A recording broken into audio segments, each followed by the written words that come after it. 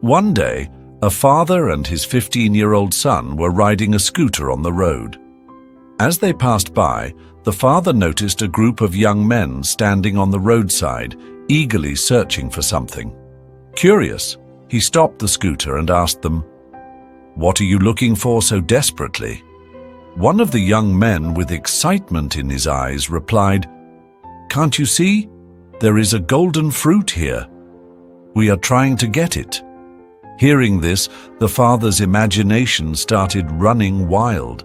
His eyes sparkled at the thought of his son possessing that golden fruit.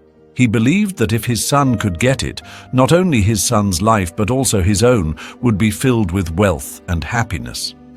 Without a second thought, he forcefully pushed his son toward the pit where the young men were searching and commanded, "Go! Get that golden fruit at any cost." The boy, startled and confused, looked at his father and said, "But father, I don't need that golden fruit. I have my dreams and my own goals. My happiness lies elsewhere." But the father refused to listen. His mind was fixed on the golden fruit. He glared at his son and said, "I don't want to hear anything. I am telling you to get it, so just do as I say." Seeing no way out, the son sighed and obeyed his father.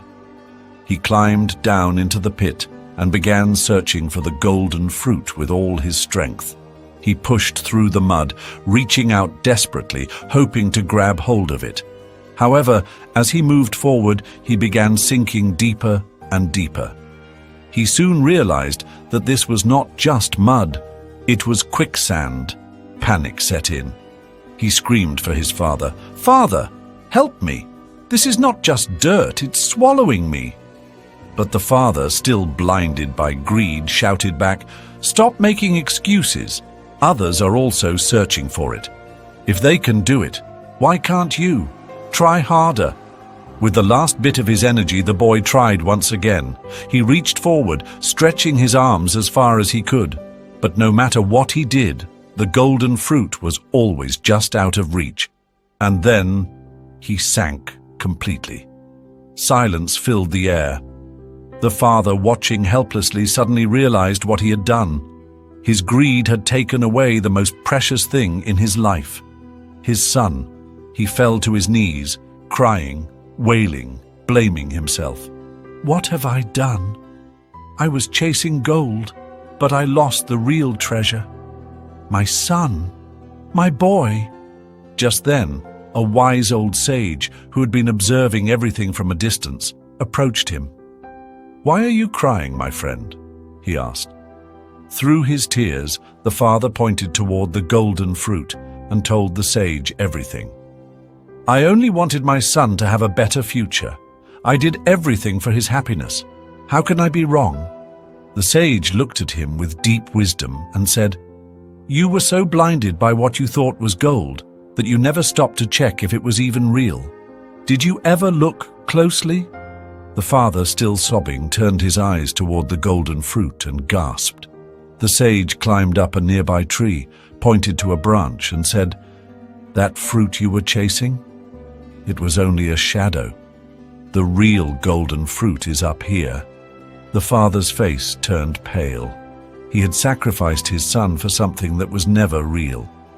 The sage then spoke one last time.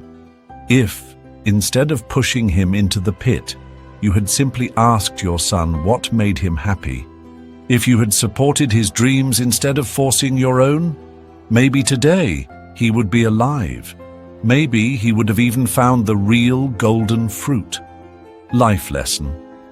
Many times in our obsession to secure a better future for our children, we impose our dreams on them, ignoring their desires.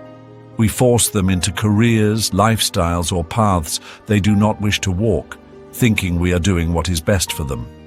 But happiness and success cannot be forced. A golden future is not in what we see, but in what our children truly want. Instead of pushing them into the shadows of our expectations, we should guide them toward the light of their dreams.